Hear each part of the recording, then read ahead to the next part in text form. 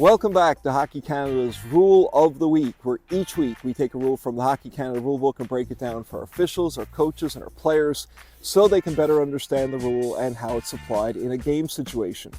This week we are in my hometown, the Ghouls, Newfoundland and Labrador, at my home rink, the Ghouls Lions Arena. This is also the home of Mike's Crew. Mike's Crew is made up of a group of dedicated referees who each year raise money to buy equipment for brand new officials coming into the program, because we know how expensive new equipment can be for brand new officials. Mike's Crew is dedicated in memory of Michael Dinn, one of the best referees to ever come out of this province, who we lost unfortunately a few years ago to cancer. Very cool stuff about what the guys are doing here in Newfoundland. If you're interested in donating or learning more about Mike's Crew, you can check them out on Twitter or their Instagram page. The links you can see here below. This week, we're going to talk about a delayed start to penalties. And what I mean by that is, what do you do when you have a penalty to a team that already has two players in the box? So you call a minor penalty or a major, there's two players already in the box. Can they play 5-on-2? How does that work? How do you do that? Stay tuned. Just a quick reminder, if you like this video, if you like the content on this page, please go ahead and hit the like and subscribe button. That'll ensure that you get updates every week when new content is released throughout the hockey season. So with that being said, let's talk a little bit about a delayed start to some penalties. In this slide, I'm going to summarize some of the information included in Rule 4.14. You can go to that rule reference in the Hockey Canada rulebook to read the whole rule in full. I just thought it would be easier to do it this way, as some of the information may be confusing. First point, only two players from the same team can serve time penalties at the same time. A team cannot play with fewer than 3 players plus a goaltender on the ice.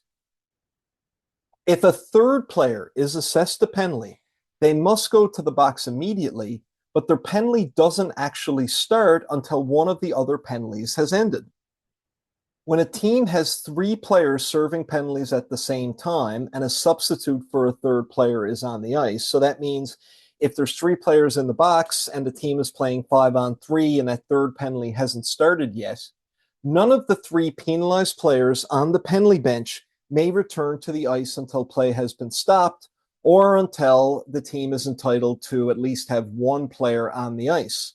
When the play has been stopped, the player whose full penalty has expired may return to the play. Now let's take a look at a situation where this rule is applied. Please note that this exact scenario can be found under Rule 4.14, Interpretation 1. At the 8-minute mark, Team A, player number 2, is assessed a minor penalty. Okay, that's fine. So we're going to play 5-on-4 for 2 minutes. 40 seconds later, Team A is assessed another penalty. Player number 3, they're assessed a minor penalty. Again, not a problem. We can now play 5-on-3. Here's where the problem hits. At 7 minutes, 20 seconds later, Team A, player number 4, is assessed a minor penalty. So what are we going to do? Because we can only play 5-on-3. They can only be 2 players short. So when does that third penalty actually begin? Let's take a look at how this works on a game clock. You can see the game clock on your screen. It's 8 minutes in the first period. There's a stoppage in play. We've just assessed a minor penalty to A2 for 2 minutes. The team is now playing 5-on-4. We're going to let that game clock tick down a little bit. Here we go. And, just for speeding it up for the sake of time, we're going to speed this up, and we're going to have our next whistle at 7:20. At 7:20, we see a second penalty assessed to Team A. This penalty is another minor penalty for 2 minutes. The team will now play 5-on-3. Again, we're starting the clock, but we're going to speed it up a little bit to get to 7 minutes. This is where the problem starts. We now have a team playing 5-on-3. At the 7-minute mark, there's another whistle to assess another minor penalty to Team A. So what do? Some newer clocks like this one will actually allow you to input the third penalty, and it will come on automatically.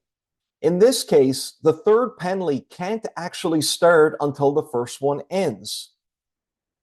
So we're going to tick down the clock here again. And for the sake of time, we're going to speed this up a little bit. We're going to go to 6 minutes. So watch what happens at the 6-minute mark. That first penalty is going to come to an end. The first player can't come out of the box. But you see what's happened here? The second penalty is now 40 seconds left. That goes up top. The third penalty doesn't actually start until the first one ends. So the team is still 5-on-3. What does that mean for the player A2 who got that first penalty?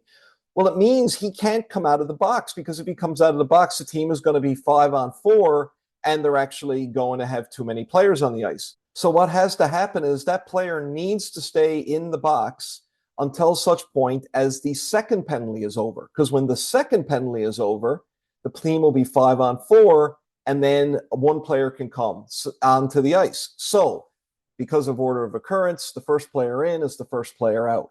So what happens here? I'm going to follow this along a little bit closely. Again, we're going to take some time off the clock. We're going to speed this up a little bit because we're assuming there's no whistles now, right? So right here, we're going to see it again. At 5:20, that second penalty. See that? That second penalty is now over. That means the first player can come out of the box. The second player whose penalty just ended can't come out of the box. Why? Because if he comes out of the box, we're no longer playing 5-on-4. We're actually going to be playing 5-on-5. So he has to stay in the box. He stays in the box until the third penalty is over. Why does he have to stay till the third penalty is over? We're ticking down again. He stays in the box until the third penalty is over, or until there's a whistle. We're assuming there is no whistle. He can come out now at the 4-minute mark. Why? Because the last penalty has now expired. But what about the last player who got that penalty? Can he come onto the ice now? Well, no, because it's 5-on-5. If he comes onto the ice, it's going to put that team 6-on-5. So we can't do that. So when is he allowed to come out? He can come out at the first stoppage of play. That could be the end of the period. That could be 3 or 4 seconds later, whatever. He cannot come out until that stoppage of play, because otherwise, if he comes out during the play, the team will be too many men. So we're assuming we have a stop here at 3:50, and at that point, the player comes out of the box, that last player, A4. If you're having trouble following along on the game clock, you can also use the table below. This indicates the player number, the time they come off the ice, the start of their penalty, the end of the penalty, and when they can actually come onto the ice, assuming that there are no whistles. As you can see with A4, even though they come off the ice at 7 minutes, their penalty doesn't start till 6. They still have to go to the penalty box at the time their penalty was assessed, irregardless of when the penalty actually starts. In this case, they come off at 7 minutes, their penalty doesn't start till 6, and it ends at 4, and then they can come out the first whistle after 4 minutes.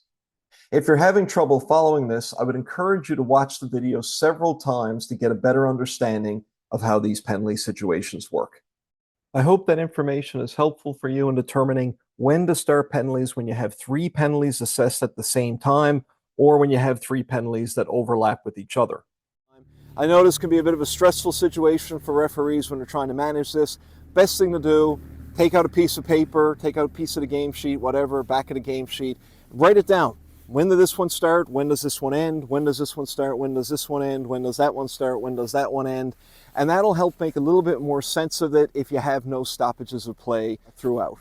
If you have any questions about this video or any of the videos in the series, please don't hesitate to reach out to me. My contact information is below. You can also reach out to your local referee-in-chief or district referee-in-chief. I'm sure they'll be happy to help you in any way they can. Until next week, have a safe and wonderful week, and we'll see you back here real soon. All the best.